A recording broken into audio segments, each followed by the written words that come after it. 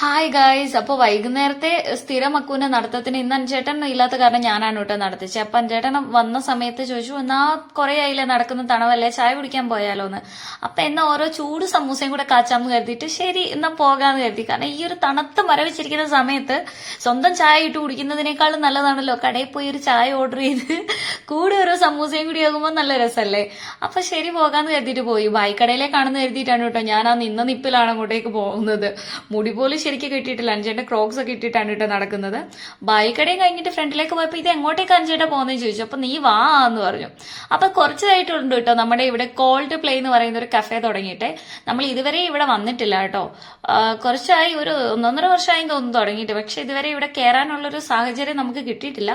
അപ്പൊ എന്തായാലും ഇന്ന് ഇവിടെ കയറിയേക്കാന്ന് കരുതിയിട്ട് ചായ കുടിക്കാൻ വന്ന ഞങ്ങള് ആണെങ്കിൽ ഷെയ്ക്കും പിന്നെ ബർഗറും ആണ് കേട്ടോ കഴിച്ചത്. അഞ്ചേട്ടൻ തന്നെ ഓർഡർ ചെയ്ത. കുറെ നാളായി ഞാൻ ഷെയ്ക്ക് വേണമെന്ന് പറയുന്നു. പാവം ഇതുവരെ വാങ്ങി തന്നില്ലല്ലോ എന്ന് പാവം തോന്നിയിട്ടാവും കേട്ടോ.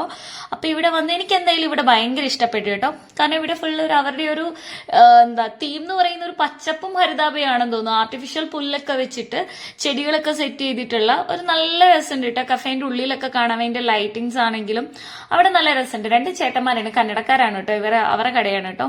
അവിടെ ചെന്ന് ഞാനല്ല ഓർഡർ ചെയ്ത്, അഞ്ചേനെ ഓർഡർ ചെയ്തേ. കാരണം നമുക്ക് കന്നഡ ഗൊത്തില്ലല്ലോ. അത് കാരണം നമ്മൾ ആ ഒരു ഏരിയയിലേക്ക് കൈ കടത്തുന്നില്ല.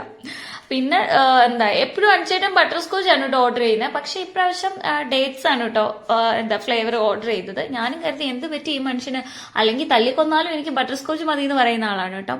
അക്കുവും അച്ഛയും കൂടിയിട്ട് ഇവിടെ അടിപിടി നടക്കുകയാണ്. ഞാനപ്പോ ഈ ബർഗറിന്റെ ബണ്ണ് ഇങ്ങനെ പിച്ചി വെച്ച് കൊടുക്കുന്നുണ്ട്.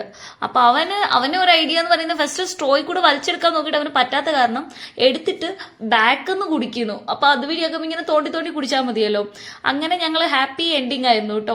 ഷെയ്ക്ക് കുടിച്ച് പൂസായിട്ട് എന്റെ മോന്താൻ റോഡിൽ കൂടെ കലപ്പിലാന്ന് നടന്നു പോകുന്നുണ്ട്. നടന്നു പോയിട്ട് വീട് തെറ്റി ബോധമില്ലല്ലോ, പൂസായിരിക്കല്ലേ, വേറെ വീട്ടിലൊക്കെ ചെന്ന് കയറി